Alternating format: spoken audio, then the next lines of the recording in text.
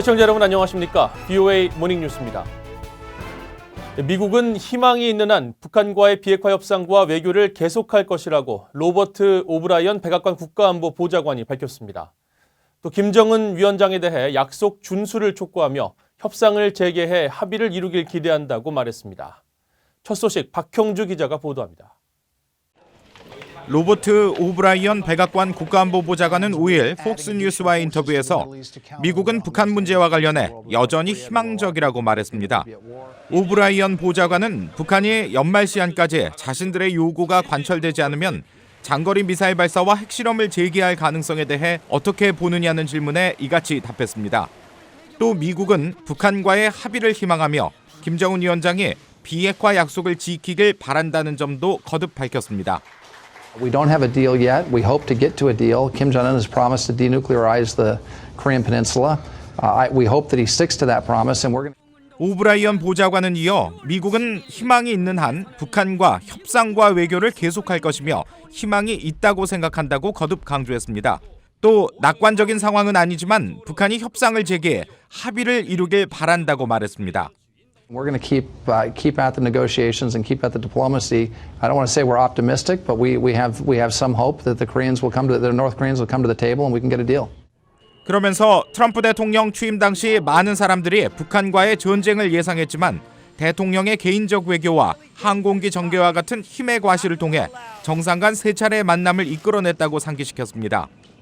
오브라이언 보좌관의 이런 발언은 북한이 미사일 발사 등 무력 시위와 함께 미국 압박 수위를 높이고 있는 가운데 트럼프 대통령이 최근 필요하면 무력을 사용할 것이라고 언급한 가운데 나왔습니다.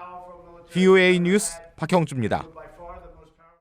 이런 가운데 켈리앤 코네이 백악관 선임 고문은 도널드 트럼프 대통령이 최근 다시 로켓맨을 언급하고 북한을 비난한 것과 관련해 그것이 모욕인지 모르겠다며 상황이 원점으로 돌아간 것이 아니라고 밝혔습니다. 코네이 선임 고문은 5일 백악관에서 최근 미북 관계에 대한 기자의 질문에 이같이 답하며 바락 오바마 전 대통령이 북한 문제를 가장 어려운 현안으로 언급한 점을 상기하며 당시보다 지금 상황이 훨씬 개선됐다고 말했습니다. 그러면서 전 세계는 트럼프 대통령이 북한과 북한의 일상적인 미사일 시험 발사를 주시하고 있다는 점을 알고 있다며 대북 제재도 유지되고 있고 미국인 억류자 송환의 성과를 이뤘다고 설명했습니다. 코네이 선임 고문은 또 트럼프 대통령은 비핵화 협상과 관련해 타협하거나 원칙을 무시하기 위해 절대로 서두르지 않을 것이라고 강조했습니다. 사드 갈등에 이은 중국의 한국 경제 보복 이후 5년 만에 중국의 왕이 외교부장이 한국을 방문한 뒤 귀국한 가운데 왕이 부장이 내놓은 주요 발언들은 결국 미국을 비난하고 한국을 압박하면서 미한 동맹 관계에 균열을 내려 한 것이라고 미국 내 전문가들이 분석했습니다. 김영교 기자가 취재했습니다. 중국의 왕이 외교부장은 한국 방문 이틀 동안 미국을 직접 언급하진 않았지만 누구나 알 수 있는 미국 비판 발언을 이어갔습니다. 我们反对以大欺小，反对恃强凌弱，反对强加于人，当然也反对干涉别国的内政。 문재인 한국 대통령을 만난 자리에서도 한국의 동맹국인 미국을 겨냥한 비판 발언과 한국의 중국 협조를 요구했습니다. 当前的国际和区域稳定正在受到单边主义和强权政治的威胁，我们作为邻居，我们有必要及时的加强对话，加强合作。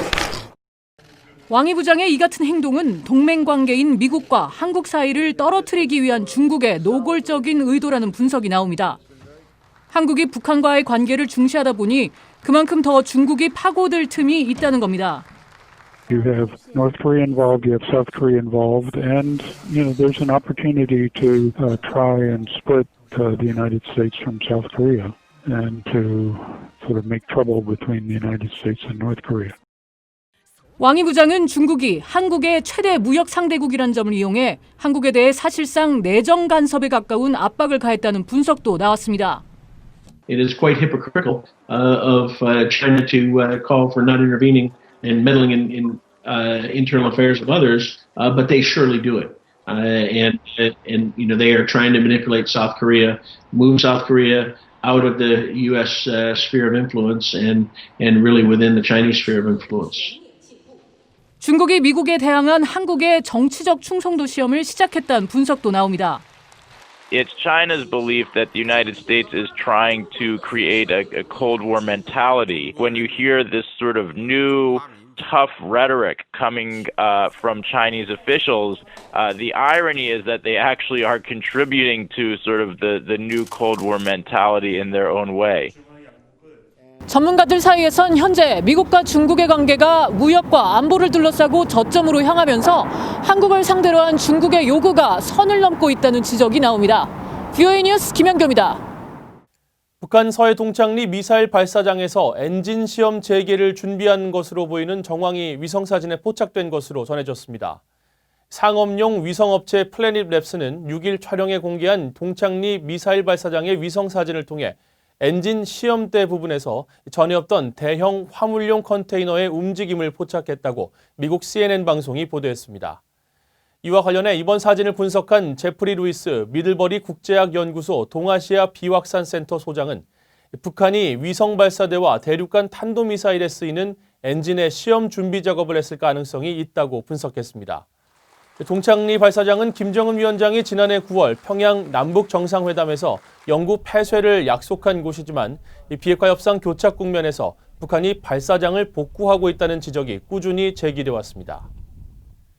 찰스 브라운 미국 태평양 공군 사령관은 연말이 다가오면서 탄도미사일 발사와 같은 북한의 움직임을 예의주시하고 있다고 밝혔습니다. 브라운 사령관은 5일 호놀룰루에서 진행된 언론과의 전화회견에서 지난 5월 이후 북한의 단거리 탄도미사일 발사와 강한 비난 성명의 횟수가 늘고 있는 점에 주목하고 있다고 밝혔습니다. 이어 미얀 연합공중훈련유해가 대비태세에 주는 영향에 대한 질문에는 여전히 높은 수준의 대비태세를 유지하고 있다고 답했습니다. 미국과 한국의 전문가들은 방위비 분담금 협상과 관련해 미국이 새로운 요소로 한국을 압박하고 있다고 분석했습니다. 한국 정부도 구체적이고 새로운 내용을 제시해야 한다는 조언도 함께 나왔습니다.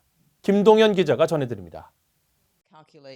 월터 샤프 전 한미연합 사령관은 5일 워싱턴의 한미경제연구소가 주최한 세미나에서 미국의 방위비 분담금 인상 요구는 새로운 근거를 마련한 백악관이 계획에 따라 협상에 임한 것으로 안다고 말했습니다. 트럼프 대통령이 주한미군 훈련 비용 등 새로운 요소를 추가하길 원하면서 50억 달러 요구 발언이 나왔다는 겁니다. What I've been arguing for is that I think the counter side of that spreadsheet ought to also be there. 샤프 전 사령관은 그러면서 한국은 그동안 이라크 등 해외 파병에 기여하고 미국 무기 1위 수입국이라는 점 등을 포함시켜 협상에 임해야 한다고 조언했습니다.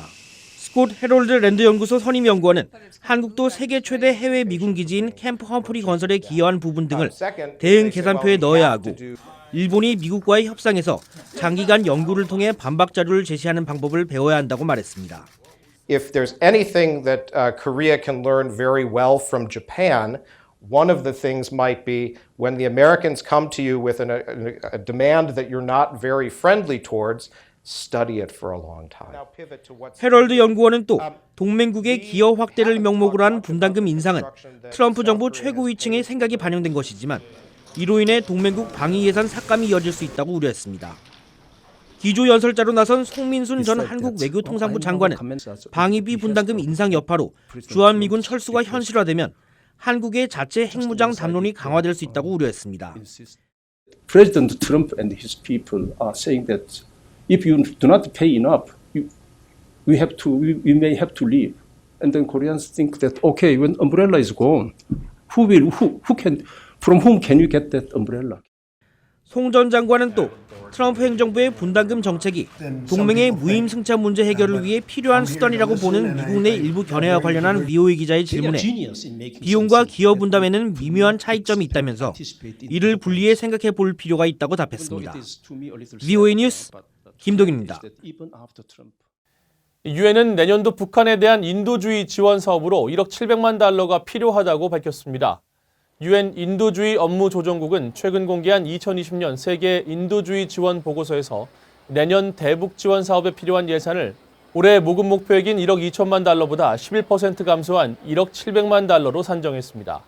유엔은 내년에 도움이 필요한 북한 주민 1,080만 명 중 절반 정도인 550만 명을 지원할 계획이라며 올해처럼 식량 안보와 영양 결핍 문제를 개선하고 보건과 식수, 위생, 청결 등 기본적 서비스에 대한 접근을 개선하기 위해 노력할 것이라고 설명했습니다. 이상으로 VOA 모닝뉴스를 마칩니다. 시청해주신 여러분 고맙습니다.